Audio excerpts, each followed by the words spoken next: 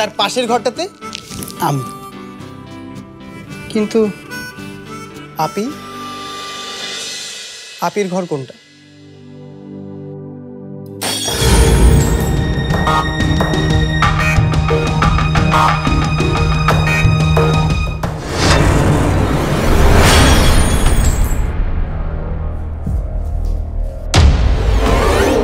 আয় দাদুই আয়।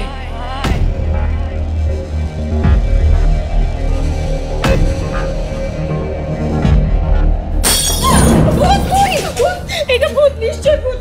আমি আগেই বলেছিলাম এই বাড়িটা একটা হন্টেড। কেউ আমার কথা বিশ্বাস করেনি। এই বাড়িতে যে কি সমস্যা সেটাই তো বুঝতে পারছি না। সমস্যা না বুঝার কিছু নেই মম, এটা ভূত, ভূত ছাড়া আর কিছুই নয়।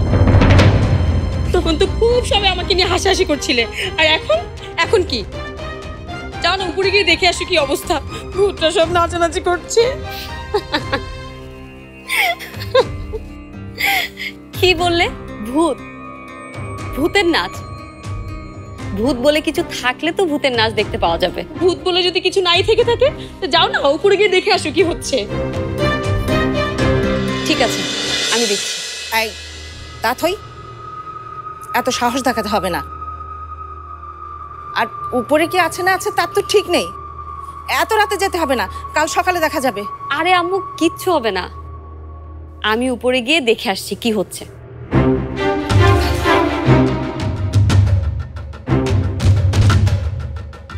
আপি শোন, তুই যাস না।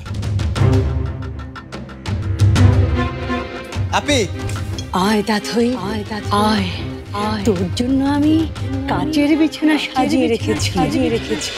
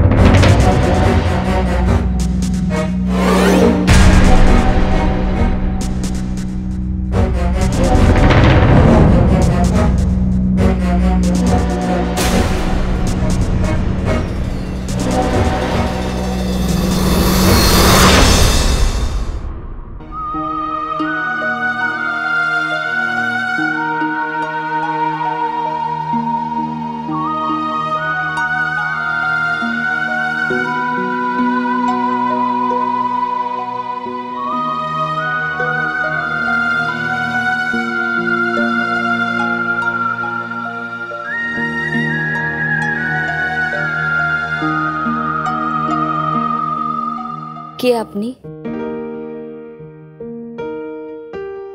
কে আপনি সেটা বলবেন না?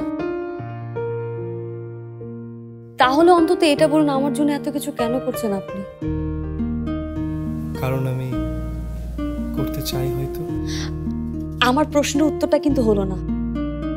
আপনি কেন করতে চান? সব সময় সব বিপদে আপনি আমার পাশে এসে দাঁড়ান, কেন? সব কেন কি উত্তর হয় তাথই? কিন্তু এই কেনর উত্তরটা যে আমি জানতে চাই, প্লিজ। কারণ আমি তোমাকে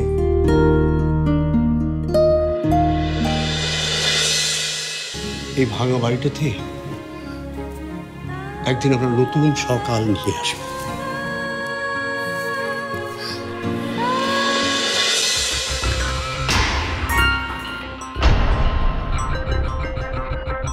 আমার পেট থেকে সব খাবার তুমি নিয়ে নিলে, এখন কি আমি না খেয়ে থাকবো?